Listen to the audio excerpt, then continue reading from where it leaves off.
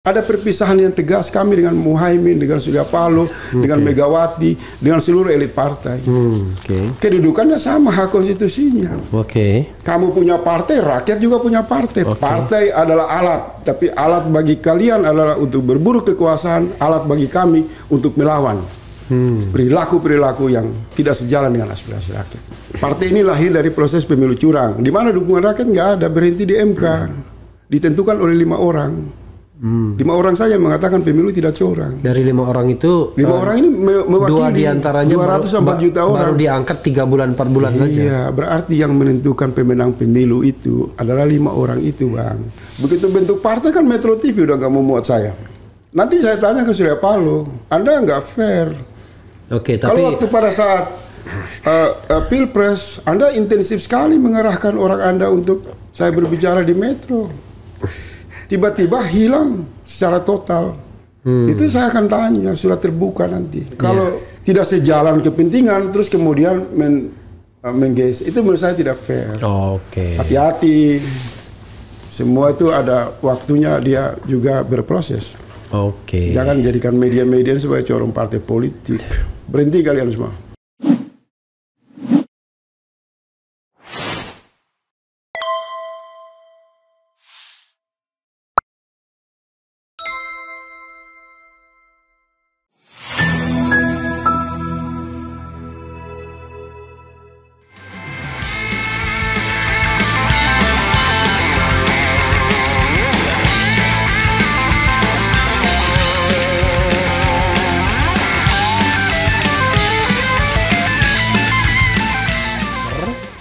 Ini kita bicara mengenai Faisal ya, Assegaf yang bikin partai baru, jenenge Partai Negoro ya. Negoro itu negara, tapi apakah ini negara ataukah apa yang lain gitu? Nanti kita akan bincang-bincang ya. Karena menariknya partai ini justru dideklarasikan setelah 14 April setelah bersamaan dengan bisa dikatakan Pilpres usai. Ya. Pileg usai juga. Jadi apa kamsutnya gitu. Dengan inspirator dibilangnya ya kan? Inisiator Partai Negoro Faisal Assegaf. Assalamualaikum warahmatullahi wabarakatuh. Waalaikumsalam, Abang Da. Bro, langsung to the point ya. Tiba-tiba orang tanya, kok Negoro? Tapi sebelum Negoro, saya mau tanya, terhadap pemilu yang kemarin, sikap Faisal Assegaf atau Negoro gimana? Kalau saya pribadi kan sudah Pilpres saya sudah umumkan ke LC. Apa sikapnya? Dan beberapa media bahwa hampir tidak beda dengan pendapat Bang RH sebagai senior. Apa? Kita melewati satu pertunjukan kejahatan demokrasi dan Bang RH dan Bambang Wijoyanto, 2 tokoh yang mewakili spirit dari perlawanan penegakan hukum, kemudian memandu akal sehat publik, melihat secara terang bahwa pemilihan presiden adalah arena pesta pora para elit-elit, para kartel politik, dengan mempertahankan budaya kecurangan, watak kecurangan, dan itu berhasil dibuka oleh para pejuang-pejuang demokrasi yang berada di luar partai. Minimal di endorse oleh 3 orang hakim ya. Dari itu keberhasilan argumentasi kan dari Bang Irhad. 3 dari 8 hakim yang baik, maksudnya hakim tersebut adalah hakim kelas 1 dalam tanda kutip. 3-nya profesor ya. Tapi kalau profesor satunya memang nggak bisa diharapkan. From the beginning, yang profesor dari satunya itu sudah malah menolak ke semuanya. Jangan-jangan sebelum sidang pun dia sudah tolak ya. Bro, tentu orang pengen tanya, tiba-tiba seorang Faisal Assegaf di publik istilahnya apa? Mendeklarasikan, bukan deklarasi atau mengenalkan Partai Negoro. Partai Negoro itu yang saya tahunya goronya itu gotong royong. Nasional gotong royong. Partai Nasional Gotong Royong. Tapi NE-nya itu adalah satu basis perlindungan terhadap transidental. Jadi berkait dengan sisi perlindungan dalam. Energi. Energi luar biasa ya. Tidak disebutkan dalam singkatan. Oke. Partai Nasional Gotong Royong. Partai Nasional Gotong Royong ya, tapi bukan kabinet Gotong Royongnya Megawati ini, bukan ya? Ya, aduh. Oke, pertama pertanyaan yang paling umum adalah kenapa memilih untuk mendeklarasikan partai politik pada saat momentum di mana kita sudah hampir selesai debat pilpres ini? Iya. Ya. Politik dan partai politik itu kan dihubungkan oleh 3 kata sangat mendasar. Ya. Pertama, etimologi, positioning, processing dan tujuan. Ya. Maaf, batuk. Oke, okay, nggak apa-apa. Saya ada batuk-batuknya juga. Jadi ada 3 etimologi atau terminologi ya kita sederhanakan. Posisi, proses, dan tujuan. Jadi kalau kita mengatakan semua orang marah kepada partai-partai yang dianggap berperilaku berhala, mereka adalah kartel politik, para mafia, wadah di mana para garung untuk menipu rakyat, maka kemudian kan muncul pertanyaan, di posisi mana Anda? Ketika Anda tidak memilih sebuah posisi yang dalam Islam disebut berhijrah, tempatnya, maka orang itu masih dalam kendali partai politik yang ada. Jadi kalau saya mengatakan ini minuman sangat pahit, maka saya harus memilih minuman yang menurut saya enak, harus yang manis. Nah ini makna posisi. Posisi ini penting. Dari dulu saya menolak semua partai-partai ini, karena menurut saya cenderung partai politik itu hadir pada pertunjukan event nasional saja, jual beli mandat untuk calon presiden, tarik menarik kepentingan. Yang mereka sudah pasung rakyat, hak presidensial threshold 20% itu untuk membatasi siapa boneka yang akan bermain dalam drama pemilihan presiden. Partai hadir di sana. Selama era jatuhnya Soeharto dalam sistem multi partai. Rakyat mengeluh di berbagai kanal media sosial. Rakyat dipasung, dipaksa hanya untuk mengikuti partai-partai yang menjadi kesepakatan konsensus politik yang lebih pada kendali ketua-ketua umum. Tentu kita semua marah, Bang RH marah, orang-orang profesional, akademisi, rakyat yang memiliki kesadaran hak atas konstitusi marah. Tetapi lagi-lagi kemarahan itu kan mesti dijawab. Apakah kita marah terhadap pengkhianatan partai politik kemudian kita berdiam diri? Ini tidak menyelesaikan masalah. Apakah kita hanya menjadi orang yang marah? Itu juga kita akan kehabisan waktu, tenaga, dan membakar seluruh potensi kita. Oleh sebab itu saya menemukan satu langkah hidayah yang menarik dari partisipasi kalangan jurnalis senior, para akademisi, para praktisi hukum, kawan-kawan dari berbagai lintas elemen rakyat. Secara sederhana mereka silaturahmi ke rumah saya. Ternyata diam-diam mereka itu mengikuti perbincangan kita. Perbincangan saya dengan abang, perbincangan abang di ruang publik. Kemudian mereka membentuk satu wadah yang disebut Partai Nasional Gotong Royong. Saya sebelum bergabung saya tanya, apakah partai ini hanya untuk berburu kekuasaan? Tidak. Tapi kita butuh nama partai sebagai hak yang tinggi dalam konstitusi untuk melawan partai-partai. Jadi partai ini dibentuk untuk melawan partai-partai. Melawan elit-elit busuk yang menggunakan infrastruktur partai politik yang menafikan hak konstitusi rakyat, hak suara rakyat. Ini berarti dia wadah. Dan itu wadah konstitusional. Wadah yang tertinggi kan dia berada pada arena konstitusi. Kalau ormas LSM kan dia hanya undang-undang saja. Kapan orang bisa bermain-main. Tapi kalau bicara negara, ada saluran konstitusi, saluran itu dipakai. Saya secara tulus mengatakan saya bergabung. Jadi mana? Sorry maaf. Berarti sudah ada orang yang terlebih dahulu. Tidak, dalam beberapa tulisan saya, perbincangan-perbincangan di ruang publik yang mengatakan perlunya hadirnya satu partai alternatif untuk melawan partai-partai yang ada. Kemudian itu menjadi inspirasi bagi mereka. Jadi timbal balik ya. Diam-diam mereka dalam dunia senyap melakukan kajian, meletakkan secara data. Ada kelompok dari Universitas Indonesia, dari Hasanuddin, itu bentuk majelis kajian untuk berbasis data, memetakan apa mungkin partai dibentuk di pasca pilpres itu bisa hadir untuk mewadahi potensi. Ternyata ditemukan berdasarkan data antusias masyarakat besar. Oke. Maka kemudian mereka mencari tokoh-tokoh siapa yang bisa mendelegasikan aspirasi ini. Terjalin komunikasi kan dengan saya. Kemudian mereka secara serius mengikuti apa yang saya pikirkan. Oke. Besi harus dilawan dengan titanium. Kualitas besinya lebih tinggi karbonnya. Oke. Tembaga harus dilawan dengan emas. Tapi unsurnya sama. Iya. Metal kan. Iya. Dia benda materi. Begitu juga ketika kita marah sama elit dan partai-partai, maka tidak ada solusi lain, memang harus bentuk pada. Nah, mengerucutlah pada tanggal 14 April di waktu Ba'da Isya itu bersamaan dengan gempuran serangan Iran ke Israel itu, diumumkanlah 14 itu menjadi tanggal momentum kebangkitan gerakan. 14 April ya. Serangan Iran kepada Israel. Itu apa? Ada kaitannya itu? Ada kaitan.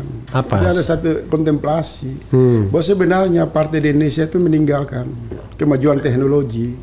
Mereka hanya percaya pada kemajuan cara berpikir lokal yang disebut elit partai itu. Sementara handphone di tangan rakyat itu jauh lebih cerdas dari seluruh ketua umum partai.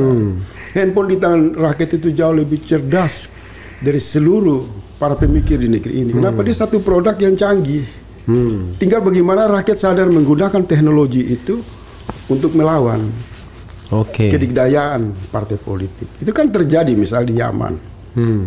Ada pergeseran kan fundamental. Ketika rakyat Yaman dinyatakan miskin, dihinakan, hanya kelompok Islam kolot. Tapi ketika mereka menggunakan teknologi secara efektif, sadar terhadap kemajuan teknologi, maka gerakan rakyat Yaman itu masih ke pentas internasional, berhadapan dengan kekuatan-kekuatan besar, dan terbukti Yaman bisa bangkit dari nah, serangan Iran ke Israel itu juga memecah belah mitos yang selama ini dianggap negara hebat, negara superpower, tidak bisa tersentuh.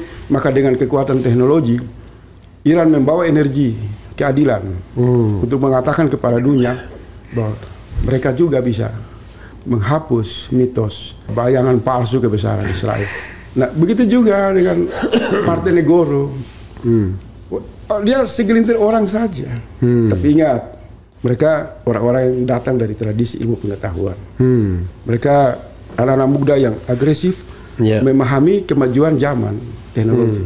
Maka pertanyaan abang tadi kan, secara simbolik tanggal 14 itu adalah deklarasi itu ya.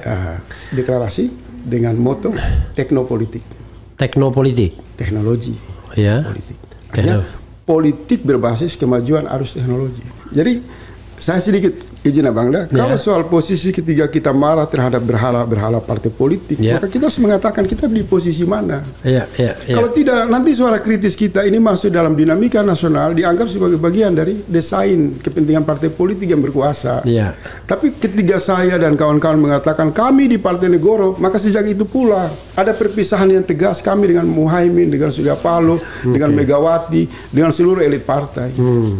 Kedudukannya sama, hak konstitusinya. Kamu punya partai, rakyat juga punya partai. Partai adalah alat, tapi alat bagi kalian adalah untuk berburu kekuasaan, alat bagi kami untuk melawan perilaku-perilaku yang tidak sejalan dengan aspirasi rakyat. Jadi di posisi ini penting diperjelas.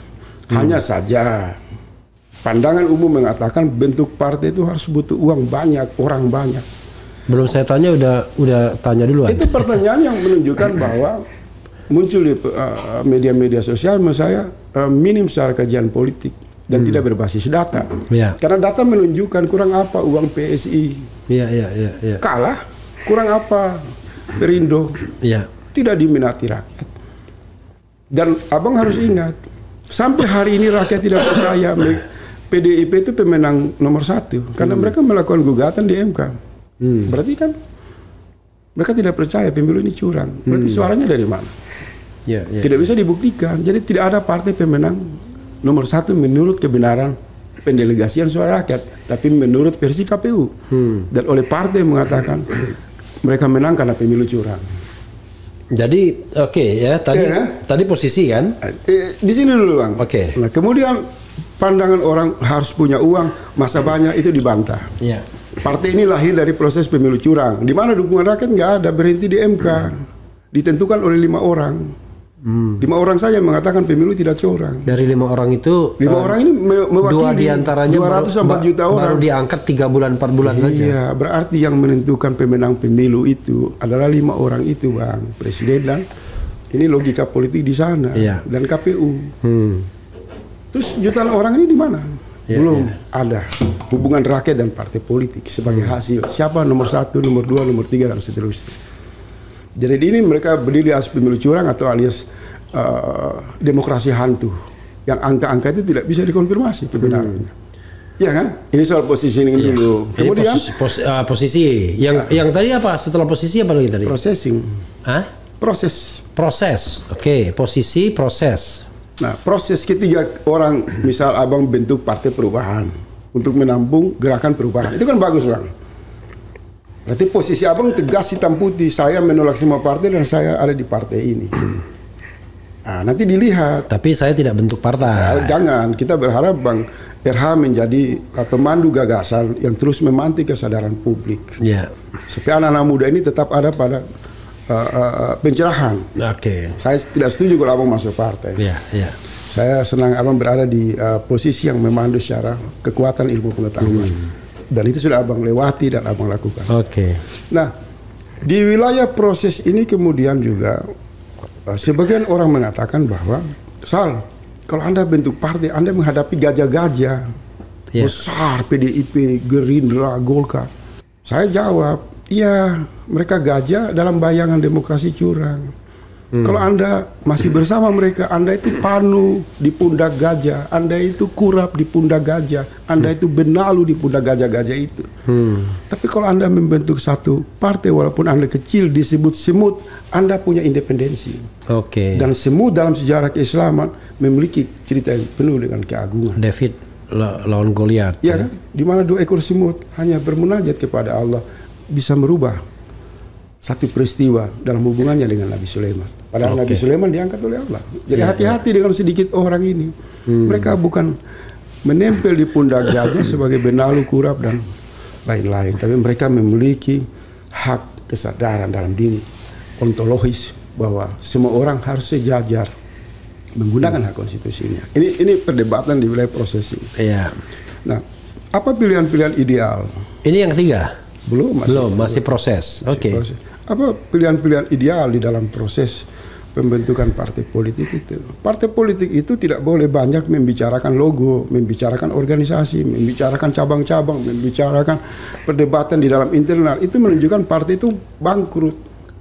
Di Partai Negoro udah selesai, lambangnya jelas, namanya jelas, sistem jelas, sistem kepemimpinan jelas. Coba nanti lambangnya sertakan Kemudian berangkat pada gagasan. Maka hari-hari ini sejak Partai Negoro dibentuk hampir setiap hari, kecuali malam ini saya abstain, semakin berkumpul para kelompok kritis untuk merancang apa yang mesti dilakukan terbaik sebagai partai dengan klaim dengan semangat gagasan. Maka waktu dekat akan ada launching. Launching, kemudian itu diperkenalkan secara terbuka oleh publik. Pasca launching, tanggal berapa launchingnya? Rencana tanggal 7, tanggal 8. Kalau tanggal 7 itu ulang tahun Anies tuh. Saya nggak tahu itu. Tanggal 7 atau tanggal 8 sementara disiapkan. Kemudian pasca launching, kawan-kawan akan turun ke Kedutaan Amerika untuk melakukan awal perjuangan go internasional. Bahwa kami Partai Negoro, walaupun jumlah sedikit, mewakili rasa kesadaran bangsa Indonesia untuk menolak demo genocide di Gaza. Karena masalah Gaza ini masalah ukuran keimanan kita. Tidak boleh dibiarkan begitu saja. Apa yang terjadi di Gaza itu menyobek hati seluruh orang-orang beriman, orang berakal dari berbagai lintas agama. Jangan lupa, O-nya Anda jangan kurangi. Kalau partai O-nya Anda kurangi jadi Partai Negro, jadi Partai Negoro. Gak apa-apa, sekedar nama kan, dia bukan tujuan. Tadi sudah dijelaskan. Yang menjadi tujuan adalah mengidentifikasi masalah-masalah substansi. Posisi, proses dan masih proses. Masih proses. Oke, silakan terus. Ini ruang intelektual, ruang pertanggungjawaban. Maka kemudian wadah itu menjadi tempat tradisi budaya diskusi yang menghormati ilmu pengetahuan, kemudian arus dari kesadaran ilmu pengetahuan memandu setiap individu kesadaran dari kelompok di dalam Partai Negoro itu memilih jalan-jalan perjuangannya. Yaitu perjuangan gagasan. Nah, tadi dikasih contoh habis launching, mereka akan turun di depan kedutaan Amerika untuk mengatakan bahwa Amerika tidak boleh mensupport Israel dalam kejahatan genosid terhadap Gaza. Inilah wadah yang bermanfaat. Dia masuk ke isu internasional untuk bersama solidaritas masyarakat dunia menolak genosid di Gaza. Bagaimana dengan dalam negeri? Kita akan terus melakukan sosialisasi. Gerakan tidak percaya terhadap dusta-dusta politik para elit yang berkuasa ini, dan menarik semua orang-orang baik untuk menarik diri sejauh mungkin, hijrah dari seluruh partai yang tidak berbeda dengan Latan dan Uzza atau namanya berhala di masa lalu. Kalau udah cukup lah, masa kita masih main-main nih ketika kita melihat begitu tulus rakyat datang ke TPS, begitu tulus rakyat mendukung partai-partai, kemudian berkali-kali dihianati. Harus ada tindakan yang revolusioner, harus hijrah kesadaran, hijrah moral. Jadi Partai Negoro pasti tidak akan bergabung dengan pemerintahan. Tidak ada. Kita di atas pemerintahan, itu ke konsensus 5 tahun kita Negoro. Kita menjalankan misi politik negara. Bukan politik kelompok. Nggak mau kita. Karena kita udah lihat demokrasi itu kan hanya transaksi politik, kejahatan manipulasi. Ini masih pada penjiwaan politik negara. Apa itu politik negara? Kesejahteraan rakyat, keadilan rakyat, kedaulatan nasional. Konsisten terhadap ideologi Pancasila. Karena asas partai ini Pancasila. Dan itu ada kanan-kanannya nggak ya? Dia menimbulkan pertanyaan pada ideologi ini. Kenapa Pancasila? Karena memang satu-satunya aset kesepakatan dalam perekatan kebangsaan itu gotong royong. Bagaimana mengoperasikan Pancasila kalau semangat gotong royongnya hilang?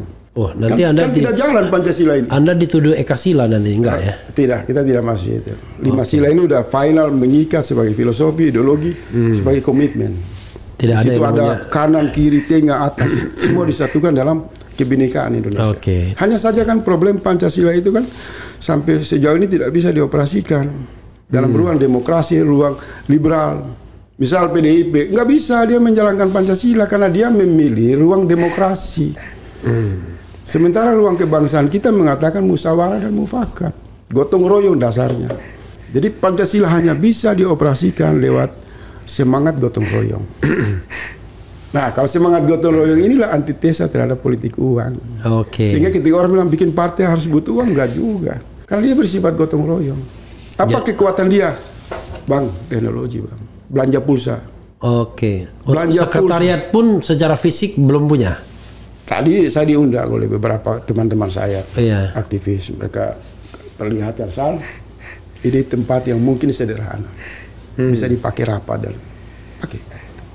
Di daerah mana? Di Fatmawati. Saya undang abang nanti.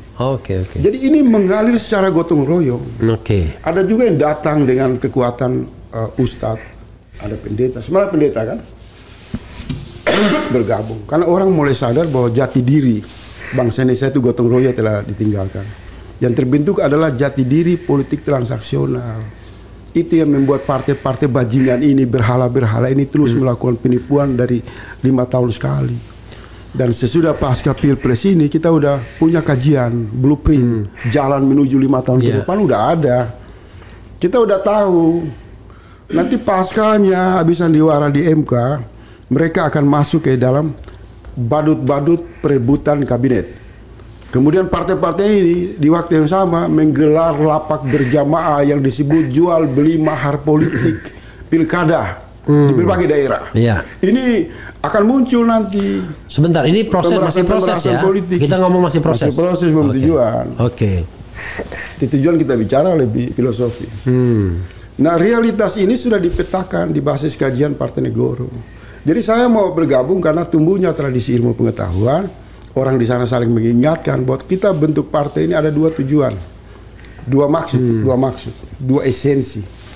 Yaitu pertama, memastikan semua anggota itu makin mendekati diri kepada kebesaran Allah, kepada nilai-nilai ibadah. Dia menjadi pribadi-pribadi yang rahman, yang rahim. Jangan bikin partai kemudian antara sahabat saling cakar-cakaran, saling berebut jabatan. Di Partai Negoro itu tidak berlaku. orang tunduk pada realitas kebesaran keagamaan, baik Kristen, Islam dan lain-lain. Nah, yang Muslim tunduk pada bimbingan Rasul SAW. Jadi tidak kalau mengambil. abang masuk ke Partai Negoro akan ada tradisi salawat dalam rangka menjaga ketenangan hati, pikiran di dalam bimbingan pemimpin yang otentik, pemimpin yang sempurna, pemimpin yang tidak perlu dipilih lewat pemilu. Yang kita lahir sudah ada pemimpin, yaitu Rasul SAW. Kita tidak butuh demokrasi. Tidak butuh pemilihan apapun untuk mencari pemimpin. Karena setiap pribadi Muslim sudah dilahirkan dengan pemimpin yang hebat, yaitu baginda Rasul SAW. Dan kita ini kan Quran menegaskan. Khalifah fil ard. Pemimpin di alam semesta. Harus dengar lagu Refli Harun nih.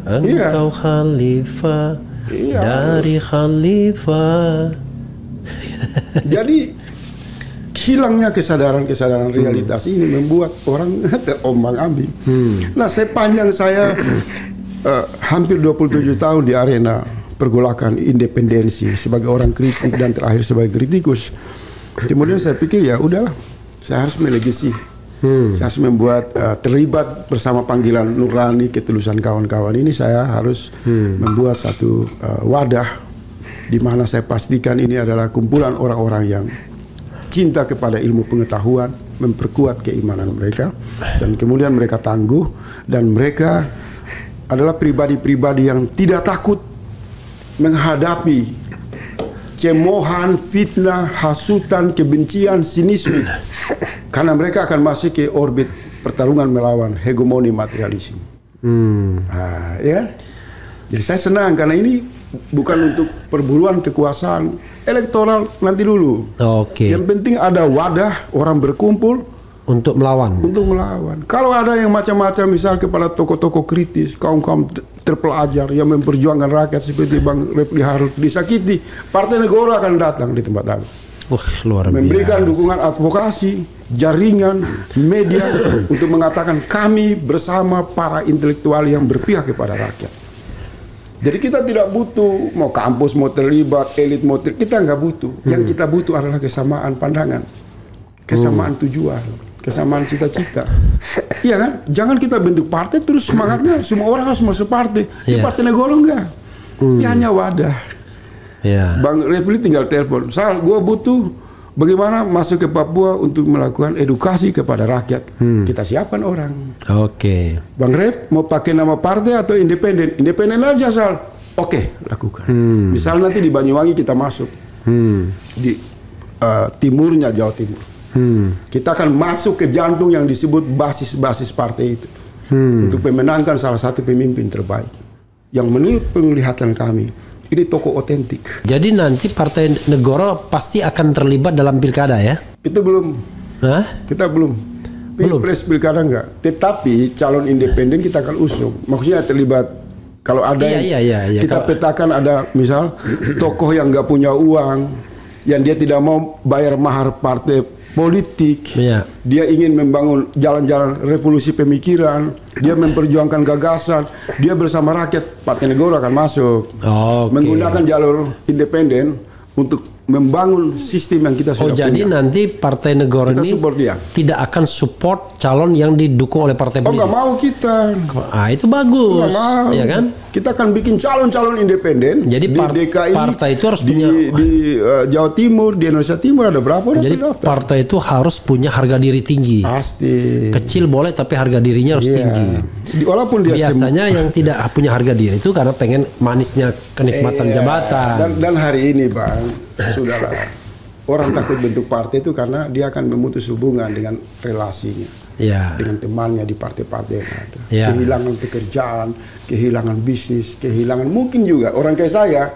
Begitu bentuk partai kan Metro TV udah nggak mau muat saya. Nanti saya tanya ke Surya Paloh, Anda nggak fair.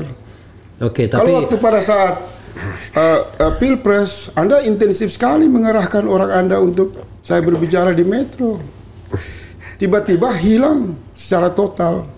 Itu saya akan tanya, sudah terbuka nanti. Berarti media Anda ini menjadi corong kepentingan partai politik. Kalau kita itu nanti bukan, maunya saya sedikit di sini. Kalau tidak sejalan kepentingan, terus kemudian menggeser, itu menurut saya tidak fair. Hati-hati. Semua itu ada waktunya dia juga berproses. Oke. Jangan jadikan media-media sebagai corong partai politik. Berhenti kalian semua. Luar biasa. Itu contoh. Itu baru proses. Contoh efek. Oke. Contoh efek. Oke. Bahwa memang menjadi orang-orang yang memilih jalan sepi, jalan senyap, jalan yang berbeda dengan kelompok oligarki, dia dibunuh, dia dikucilkan, dia dilecehkan, dia dihinakan, dia dianggap kecil, dia nggak punya uang, nggak apa-apa. Nggak apa-apa. Tapi kita semut-semut, bukan panu, bukan kurap, bukan benalu, di pundak-pundak gajah itu. Oke. Itu harga diri kita. Oke. Jadi semut itu kan jauh lebih bagus. Iya. Daripada jadi benalu, jadi kurap, jadi perbudakan politik di arus kejahatan Apalagi para partai. oleh berkedok mereka agama, berkedok demokrasi, sama semua, bohong semua itu. Apalagi mereka yang sekarang ini sedang mengintip-intip kira-kira dapat apa dari pembagian kue kekuasaan Kalau Prabowo masih di Gibran. Partai Negoro ini kehilangan jabatan menteri, kehilangan komisaris, kehilangan proyek dengan pemerintah, kehilangan relasi, kehilangan semua kelezatan kekuasaan. Nah, dia akan menyeleksi orang-orang yang tangguh, orang-orang yang berdiri pada kepribadian yang kuat. Ini suara Bang Faisal katanya kurang keras, benar? Keras dong. Keras dah ya. Keras sekali. Yang penting di sini nih. Nah, Jadi jangan di depan. itu satu poin. Nah, kita bicara tujuan. Saya mau tanya abang, ada hal yang hilang dalam substansi kehidupan kita. Sebenarnya kita bicara politik, ekonomi, negara, tujuannya apa sih sebenarnya? Nah, saya senang bang. Tujuan itu memang harus itu kesana tujuannya itu. Itu bang. Makanya saya bercanda kan, tugas pemimpin Indonesia itu mengantarkan sebanyak mungkin rakyat Indonesia ke surga. Harus. Jangan sampai nanti di surga kita minoritas. Iya. Saya lihat sekarang ini tujuan dari politik itu adalah arena perburuan kekuasaan. Ya.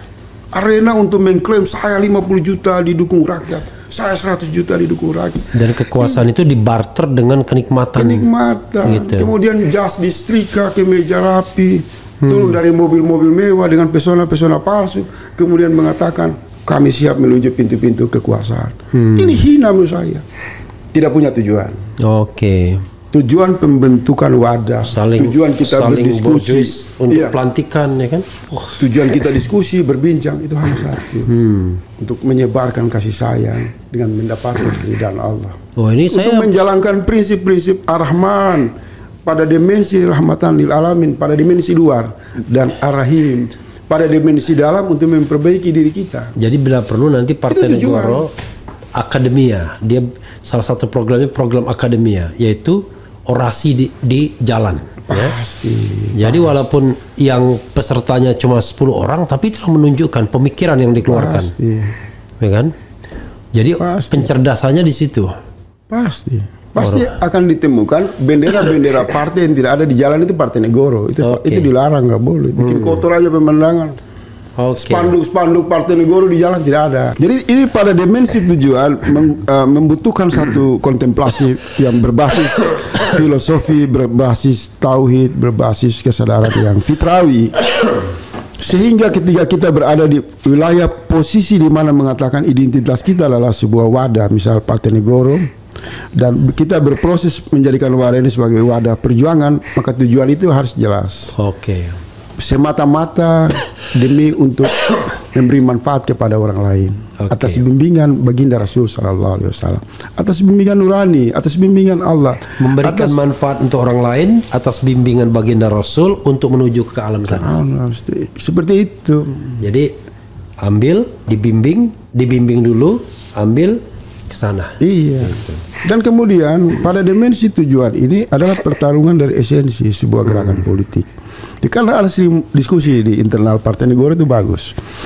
Apakah kita membutuhkan 5 orang dengan kapasitas berpikir sebagai Albert Einstein, atau membutuhkan 40 juta orang tapi mereka dikalahkan di Pilpres kemudian mereka diam? Bansonisasi. Ini salah satu kan. Iya. Ketika 40 juta itu menerima misal pasrah kepada penaklukan bansos, mereka diam. Bansos dan aparat. Dan mereka nonton-nonton saja. Bang Refli di MK menyuarakan kebenaran. Mereka tidak terpanggil. Mereka tidak tergerak. Apa orang-orang ini yang kita butuh? Saya mengatakan tidak. Partai ini partai gagasan. Dia harus melahirkan orang-orang yang hebat seperti Bang Refli Harun. Orang-orang yang hebat dalam kesadaran intelektual. Karena seorang Albert Einstein itu bisa merubah peta saintifik. Seorang Ibnu Khaldun itu bisa mendesain gerakan sosiologis yang hebat. Jadi Partai itu harus sebagai arena kajian yang sangat dalam untuk membentuk anak-anak muda yang jenius, bahkan super jenius. Sehingga mereka tidak terperangkap oleh pesona jumlah yang disebut 40 Jadi juta, Anda ingin 30 juta. mendekonstruksi atau Ya, mengembalikan kepada hakikat ini? Hakikat ya. Hakikat. Bahwa yang namanya partai, namanya NGO, LSM itu semua wadah, sekedar wadah. Wadah saja. Gitu. Wadah seperti RH ini kan wadah, Iya. lebih besar dari partai politik. Iya, Kalau iya. kita mau bikin survei, apakah partai-partai politik ini lebih banyak berkontribusi memberikan pencerahan atau channel abang punya RH? Seluruh publik akan mengatakan RH jauh lebih berkontribusi. Dengan kemajuan teknologi sudah melompat jauh, memberi gagasan-gagasan yang cemerlang dari Sabang sampai Merauke, bahkan teman-teman kita di dunia internasional menikmati gerakan arus pencerahan yang konsisten. Sementara partai-partai politik itu silakan rakyat datang ke kantor-kantor mereka, itu gedung-gedung kosong, nggak ada penghormatan soal ilmu pengetahuan, tidak ada tradisi membangun jaringan dan kaderisasi yang penghormatan terhadap pelek ban. nggak ada, gedung kosong. Pelek ban mobil gitu. Itu mereka hanya hadir pada saat musim pesta demokrasi itu muncul. Wah, bikinlah ruang-ruang gelap untuk jual beli mandat kepada calon gubernur, calon bupati, calon wali kota, dan mereka tidak malu di hadapan rakyat. Setiap 5 tahun para ketua-ketua umum partai itu berjejer di pintu istana, di depan maupun di belakang, dalam perbudakan politik, datang dengan proposal warna kuning, merah, hijau, putih, mengemis kekuasaan. Apa ini tujuan partai? Kalau tujuan seperti ini sampah di mata rakyat. Jadi kalau saya simpulkan, Partai Negoro ini nggak mementingkan apakah bakal ikut pemilu atau tidak. Enggak, biarkan rakyat yang menentukan itu. Oke. Jadi dia harus sebagai, jangan dipaksakan, apalagi tidak boleh. Apalagi kong kali kong dengan Saya KPU. udah, jadi tadi saya bilang di posisi ini dan proses. Pertama kan saya ajak kawan-kawan itu ketika mereka silaturahmi, saya bilang, ini partai elektoral atau enggak nih? Oh enggak bang, ini sesuai dengan yang ceramah-ceramah abang di channel RH di mana-mana kan, bahwa diperlukan wadah sebagai tempat berkumpul untuk menunjukkan identitas. Ketika saya mengatakan saya tidak ikut Nasdem, PKB, Golkar, P3, PKB, PDIP, orang akan bertanya, Faisal di mana? Saya di Partai Negoro. Kenapa di sana? Di sana ada tradisi ilmu, ada kajian, ada jaringan dalam dan luar negeri, dan kita go internasional. Kita nggak ada urusan dengan juga masalah-masalah yang sepele di level nasional. Karena kawan-kawan kita di Hungaria memberi respon, teman-teman kita juga di Rusia juga sudah bergabung bang. Bahkan berkomunikasi dengan beberapa otoritas dari kelompok kajian di Eropa Timur. Ini sesuatu yang menarik. Kelompok pelajar di Belanda juga ya. Teknologi memungkinkan itu. Daripada terperangkap kemudian dibawa bayang-bayang palsu dengan klaim 40 juta, 30 juta, tapi itu suara hantu yang tidak bisa dikonfirmasi. Apakah 40 juta itu suara PKB, suara Nasdem, suara PKS, suara Anies, suara Caimin, suara siapa ini? Orang cuma teriak, wah kita masih punya modal 40 juta suara, kita bisa bikin partai politik. Ini kan tarik kapal induk, biayanya mahal. Dia cuma menarik satu pesona di permukaan. Kalau benar ada 40 juta, kenapa kemarin nggak turun di MK? Itu nggak masuk akal saya. Iya. Jadi makanya di cuitan itu saya bilang kalau bisa Pak Lembong sama Pak Anies ini coba turunkan 2 orang lah demo ke kedutaan Amerika. Supaya saya juga mau lihat yang turun 500.000, 1.000 orang, 1 juta, 20 juta. Supaya ketiga Pak Anies dan kawan-kawan kita yang yakin dengan angka 40 juta itu bisa terlihat utuh gitu kan. Jangan kita bilang kita punya masa 40 juta. Di mana? Ketika Bang Refli Harun pidato di depan gedung DPR, mana kalian itu? Ya kan? Ketika Bang RH sudah marah atas demokrasi yang tidak benar ini, kalian cuma diam saja. Sambil di grup-grup WA teriak kita masih punya modal 40 juta. Nggak ada para nabi berbicara yang gerakan perubahan seperti itu. Para nabi berbicara tidak pada kuantitas, pada kualitas. Mereka berbicara tentang kebesaran Allah, percaya terhadap suara kejujuran. Dan Rasulullah kemudian kuantitas menyusul. Dan seleksinya ketat. Esensinya dulu, kualitasnya dulu. Nah, ini kan menjadi studi yang terus kita pelajari. Kita tidak mau meninggalkan cara-cara ini, karena ini cara yang sudah terbukti. Rasul punya pengikut 2 miliar di seluruh dunia, seluruh orang muslim. Jadi Dan juga orang-orang non-muslim sekarang juga ilhamnya pada kerja Rasulullah ya, salah satu ilhamnya. Dia sebagai Rasulullah ini kan inspirator yang tidak bisa diabaikan. Jadi bodoh kalau ada pilpres menang atau kalah terus saya jadikan dia inspirasi, nggak mau saya. Dia nggak suci. Dia hanya ada pada musim pemilu. Kalau Rasulullah ini nggak ada pakai musim. Setiap tarikan nafas harus bersandar kepada tuntunan baginda Rasul sallallahu alaihi wasallam. Kalimat ini mungkin diucap orang tidak suka mendengar, tapi ingat ini sudah melahirkan jutaan buku, melahirkan peta perubahan besar. Hamas, Hizbullah, Houthi, para pejuang di Mesir, pejuang-pejuang Islam. Dan Anda juga menjual itu untuk mengeruk suara. Apa ya? Ya menjual itu juga kan mereka-mereka yang terpilih ini kan. Oh iya, mereka dagang. Mereka dagangin juga. Mana organisasi mereka sinistik tapi mereka dagangin. Iya, Mehalat yang bilang kita harus bela bangsa Palestina, kumpul rekening, uang masuk puluhan miliar. Sekarang mana mereka partai-partai itu diam semua. Dan hati-hati berdiam terhadap penindasan saudara-saudara mereka di Gaza itu, hukumannya akan datang. Ingat itu. Jadi Nabi ini tidak hanya dirujuk oleh orang-orang Islam, tapi semakin relevan untuk dirujuk oleh orang-orang berakal. Hari ini kan kita lihat mengapa orang di Amerika, di Belanda, di Eropa, di pusat negara-negara non-Muslim tergerak membela bangsa Palestina. Satu yang menjadi alasan karena orang-orang atau bangsa Palestina konsisten mencintai baginda Rasul sallallahu alaihi wasallam. Apa cirinya? Mereka sangat sabar, mereka teguh. Mereka tidak bisa dilempar bansos kemudian berpaling untuk membela ketidakadilan. Karena kecintaan kepada Rasulullah itu, maka energi itu kemudian membangkitkan semua orang. Oh, orang kalau memilih jalan Islam sebagaimana bangsa Palestina ini, mereka menjadi bangsa yang menginspirasi, bangsa yang membuat dunia menangis. Iya kan? Bangsa kecil yang hanya dalam peta itu seketika bisa dihapus. Dan jumlahnya nggak 40 juta, jumlahnya nggak 200 juta. Jumlah kecil saja, abang, dari Gaza itu udah menggoncang dunia, bang. Nah, ini kan kualitas. Kualitas itu bersandar pada energi transfer. Yang ditanya, apa itu huruf E? Energi transfer itu adalah kepemimpinan Rasul sallallahu alaihi wasallam. Ini teman-teman non-Muslim tidak masalah dengan banyak role model Rasulullah ini. Semua di Partai Negoro ini yang percaya kepada Tuhan dengan konstruksi keyakinan mereka dihormati sebagai saudara. Tidak boleh. Kalau boleh tahu selain Faisal Assegaf, siapa lagi yang nanti tanggal 7 kan nanti abang lihat. Dan kita tidak mau menampung para tokoh yang terkenal. Jujur aja, bang. Para tokoh yang terkenal yang maksudnya politisi-politisi yang sudah ada di partai yang mungkin dia tidak lolos DPR atau dia tidak lolos presiden, terus kita tampung, kita nggak mau. Kita akan mengambil orang-orang yang organik. Dari latar belakang mereka yang selama ini mereka hanya terus mengkaji dan mereka menemukan bahwa ini loh ada formula, ini loh perlu ini. Ini saya kumpulkan mereka, kelompok-kelompok dari basis kajian, jaringan internasional, kelompok petarung di wilayah pertanian, maritim dan lain-lain.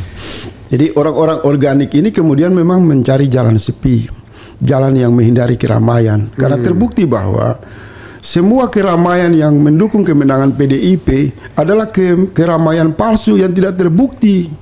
Sebagai partai yang mengatakan pemilu itu curang dengan nilai 17%, mana itu pengikut Ibu Megawati? Nggak ada, nggak ada turun ke MK. Berarti angka-angka juta itu palsu. Mana Nasdem itu 9%, PKB 10 juta, 20 juta, mana? Nggak ada. Kalau mereka berbasis rakyat, partai-partai ini saat sidang digelar di MK minimal 2 juta orang, 3 juta orang datang dengan warna-warna partai mendukung untuk melawan pemilu curang. Kita kajian itu, bang. Kedua, tapi kalau basisnya bansos, ya bansos menghancurkan semua. Kemudian mana itu guru-guru besar, para akademisi terlalu hidup di Menara Gading. Mana mereka yang teriak di UGM itu, yang katanya ini pemilu harus dilawan dengan revolusi? Omong kosong. Ini orang-orang plastik. Manusia-manusia plastik yang bersandar kepada kesepakatan konsensus sosial. Bangga akademisi, bangga profesor doktor. Mana nggak bisa menggerakin rakyat, terhempas dari rakyat. Mereka hanya duduk menikmati tumpukan-tumpukan buku yang sudah usang, menyaksikan suara-suara perjuangan dari energi Refli Harun, Bambang Wijoyanto. Hanya 2 orang yang saya lihat di MK yang betul-betul tampil mewakili rakyat. Mana itu profesor-profesor yang dibilang amigos captikus itu? Amigos captikus. Iya kan? Amicus curiae. Enggak, amigos captikus. Karena tikus itu kalau dia nongol di permukaan digertak kucing sedikit, dia akan mundur masuk. Oke. Kembali lagi ke lorong-lorong kampus untuk meminta proposal dari penguasa. Orang-orang ini tumbuh dan berkembang dari tetesan APBN. Mereka harus membasuh diri-diri mereka untuk hidup menderita bersama rakyat, hidup sengsara bersama rakyat, baru mereka memiliki energi untuk melawan ketidakadilan. Masa dari sumber daya yang besar hanya ada Refli Harun, hanya ada Bambang Wijoyanto yang dirasakan mewakili suara rakyat, dan hanya ada seorang mantan PP Muhammadiyah, Ustadz kita Pak Dini Samsudin, sehingga pingsan, dan itu tidak menimbulkan efek pendukung-pendukung Anies, pendukung-pendukung Mega marah, nggak ada. Saya mengamati itu semua. Sifat-sifat kurang ajar mereka, para ketua-ketua umum badut-badut ini, tidak ada kepedulian. Mestinya kan calon presiden yang kalah, Anies, Ganjar, Megawati, itu datang ke teras MK sebagai simpatik. Jangan jadi tuan besar dong. Kasihan itu rakyat, kasihan pejuang-pejuang kita. Tapi saya bangga dengan mereka, dengan Pak Dini Samsudin, para akademisi yang datang untuk memberi supporting kepada RH, kepada BW, kepada Refli Harun dan Bambang Wijoyanto untuk menggunakan hak konstitusi hukum melawan ketidakadilan.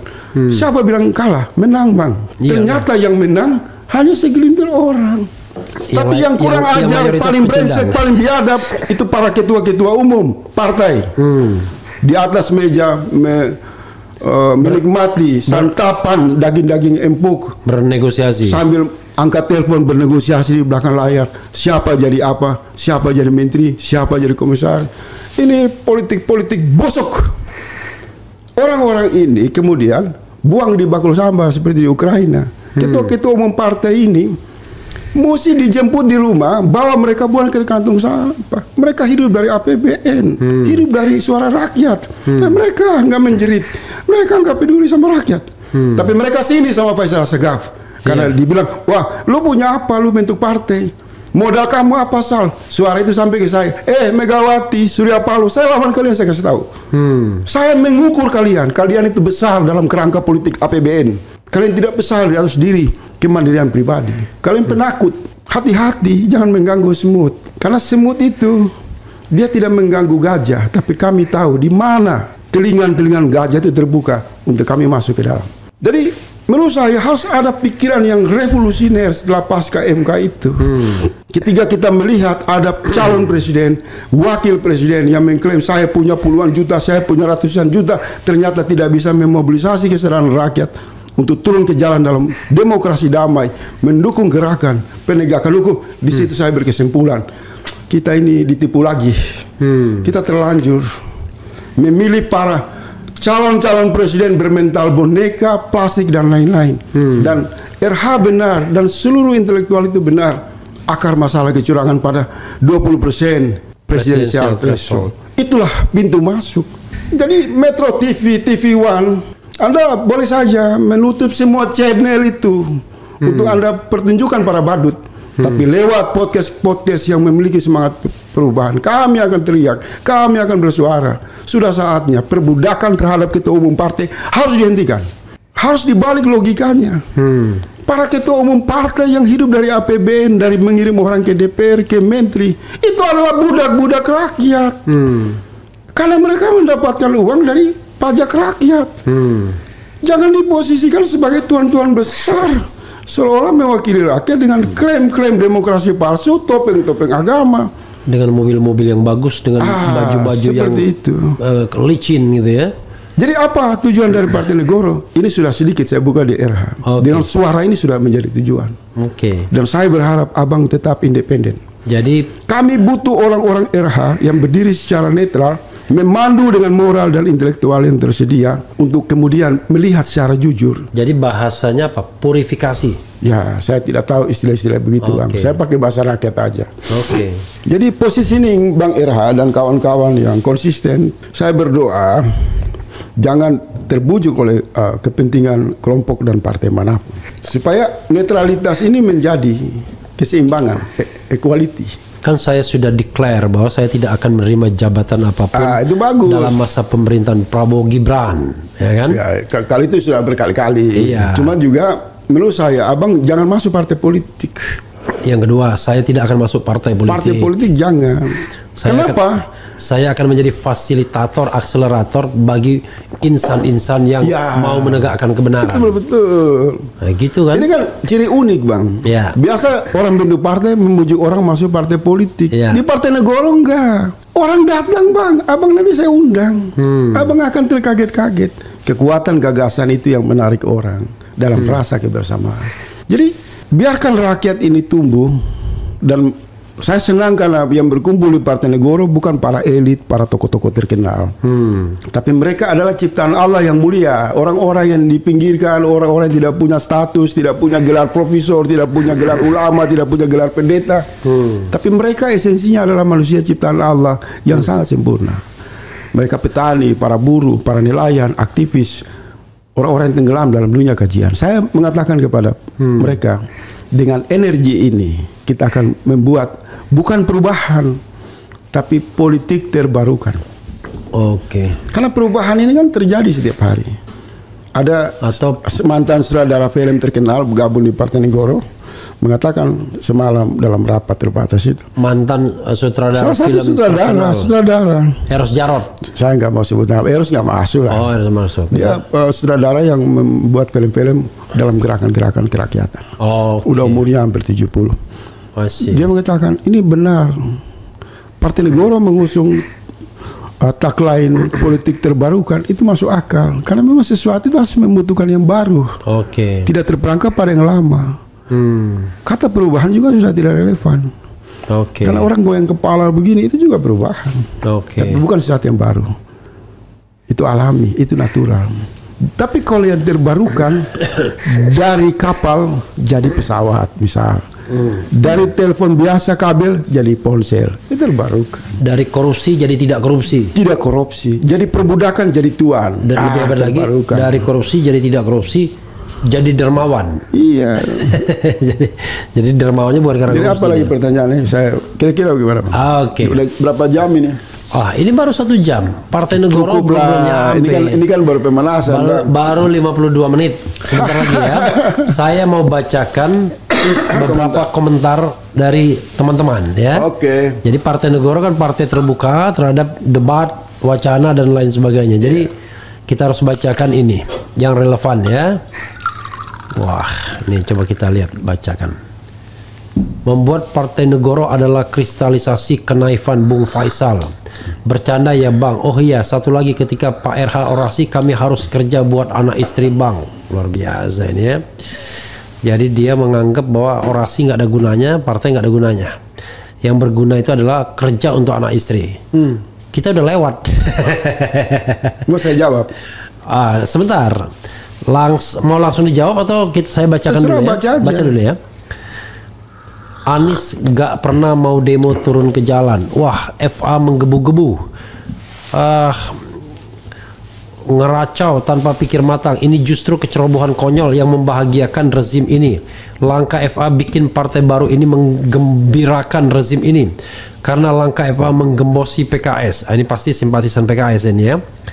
Partai itu hanya mencari yang dibutuhkan seperti Nasdem, PKB. Begitu ada keputusan MK dalam hitungan jam sudah merapat. Ya. Merapatkan. Pengamat dan praktisi itu ibarat langit dan bumi. Refli Harun giliran ditendang kabinet Jokowi aja bacot banyak banget. Kapan saya ditendang dan kapan saya kemudian bacot ya. Kemudian apa lagi ya? Bung Refli Harun bikin partai apa ya? Kalau enggak gua usul Bung Refli dengan nama Partai Noto Negoro Indonesia, PNI. mantap dan keren, cadas, luar biasa. Noto Negoro ini salah satu guru besar UGM ya. Negara ini dipenuhi badut politik, orang-orang yang sakit hati, para kadrun. Astagfirullahalazim, kita punya Allah, kembalikan pada Allah ya. Wiwi jadi presiden ngobrak-ngabrik peraturan MK sampai anaknya ditabrak buat bisa wapres. Terus mantulnya belum tim ses waktu kampanye raja nepotisme. Pengamat saat bicara di luar sok idealis, tetapi saat masuk ke dalam politik sama aja, hilang juga idealismenya. Itu betul. Ya, tapi tidak semuanya ya. Ada juga orang masuk ya biasa aja ya. Tapi kalau saya berbeda, Bang. Saya begini, Bang. Ya. Pertanyaan dan diskusi itu kan harus selevel, Bang. Ya. Ya, kalau kita lihat pertanyaan ini kan, apakah dia basis bansus, apa dia basis kesadaran ilmu? Ya. Kalau dia basisnya adalah bansos, kita kembalikan dia kepada habitatnya. Oke. Untuk bagaimana dia akan terus menerus bersama partai-partai yang ada, yang untuk setiap 5 tahun menerima bansos. Menerima bansos. Berarti solusi dia sudah nggak usah kita bicara. Ya. Jadi pertanyaan-pertanyaan kayak tadi saya identifikasi dari 300 juta orang ini kan cuma 2-3 orang. Oke. Nah, udahlah, kita nggak layani. Bukan saya arogan, tidak. Refli Harun, tanyakan Partai Negoro siapa pengurusnya dan bagaimana jika ingin bergabung untuk pilkada besok. Ya, jadi nanti kan di awal diskusi kan mereka bisa ini. Tetapi diskusi di forum ini tidak dalam rangka mempromosikan partai politik. Ya. Karena ini diskusi untuk membicarakan pasca MK lahir Partai Negoro saja. Ya. Tidak bermaksud, wah ini kita undang Anda untuk gabung di Partai Negoro, nggak ada. Nggak ada tradisi itu. Oke. Partai Negoro itu sudah. Tapi yang jelas sebagai persyaratan resmi partai memang belum ada strukturnya ya, ketua umumnya siapa, sekjennya apa, belum ya? Belum dipilih ya? Itu kan hal-hal yang selalu menjadi umum di rakyat. Iya. Misinya apa, asasnya apa, siapa ketua, siapa anggota, kita udah lewati itu. Lewati. Karena kita butuh wadah. Oke.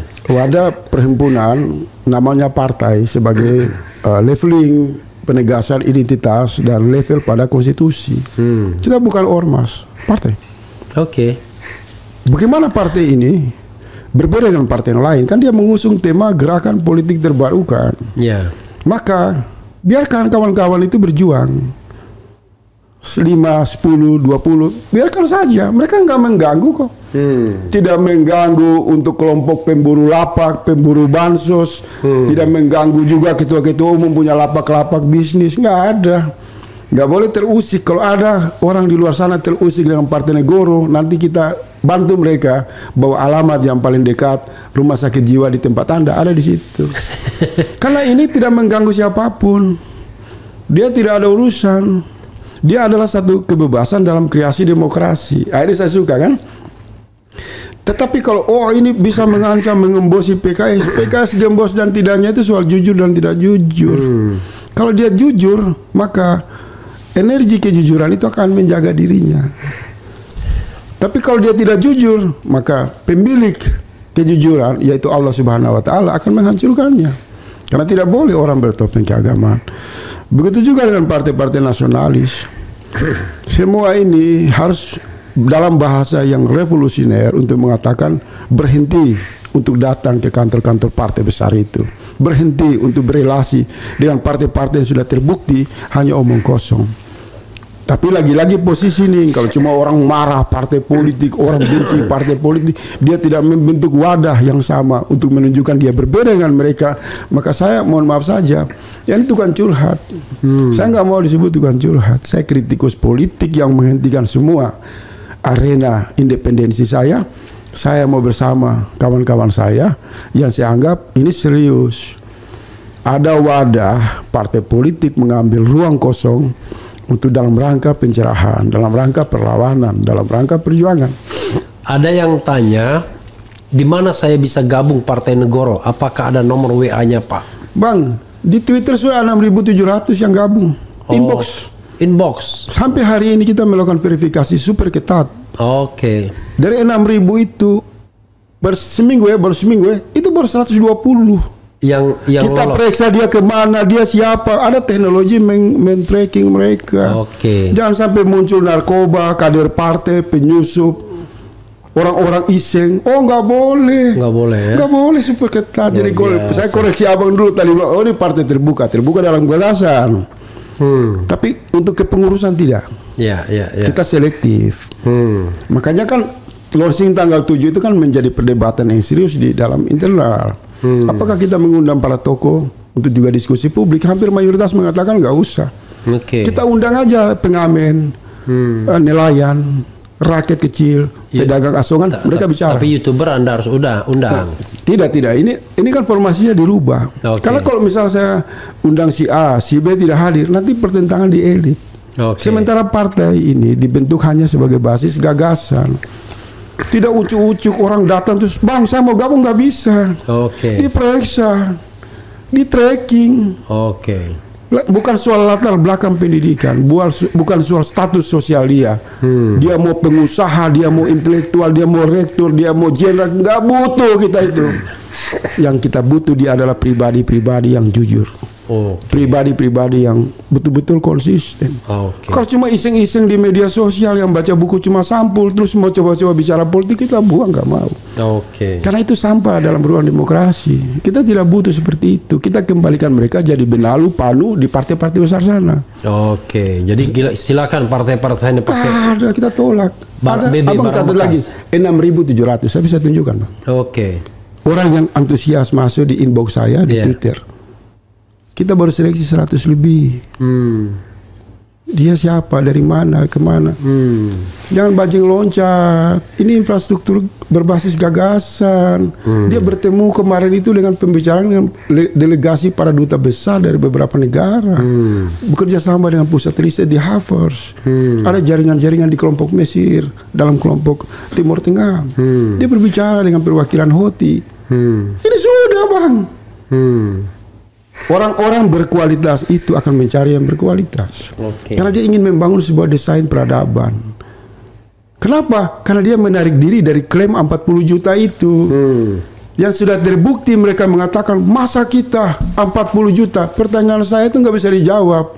Waktu MK berapa juta yang datang? Iya kan? Ketiga, rintihan rakyat Palestina dibantai.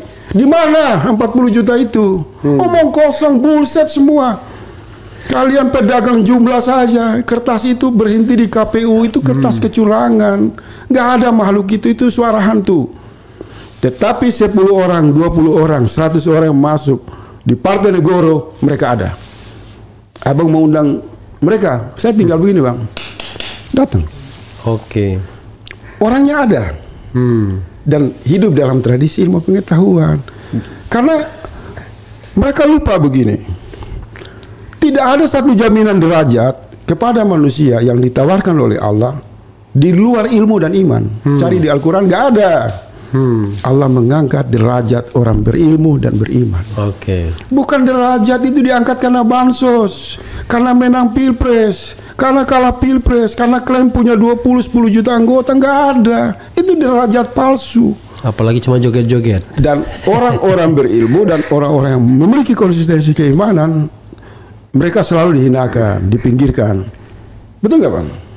Tapi kalau yang keluar dari gorong-gorong, mereka dewa-dewakan. Dan hasilnya, penguasa dari gorong-gorong itu menghinakan manusia dengan melempar bantuan-bantuan, paket-paket di jalan-jalan. Nah, kelompok yang menerima, tepuk tangan di para koruptor di sekeliling mereka. Jadi nggak ada, bos. Yang PT-nya APBN semua. Tapi ini ada tetap mengatakan di mana saya bisa gabung Partai Negoro. Apakah ada nomor WA-nya?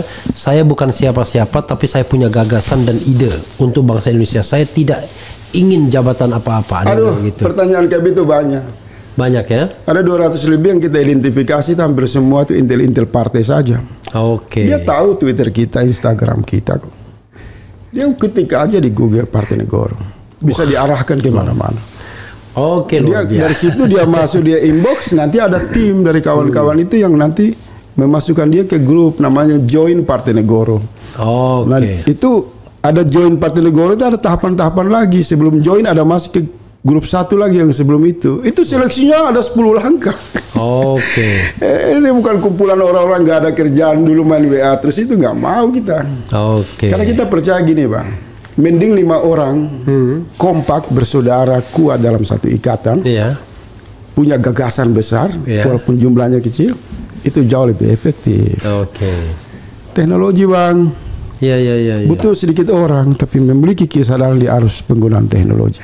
Daripada orang banyak, kemudian ada teriakan dari istana, hari Senin baris berbaris terima bansos, mereka menjual harga diri mereka, mereka merendahkan martabat mereka.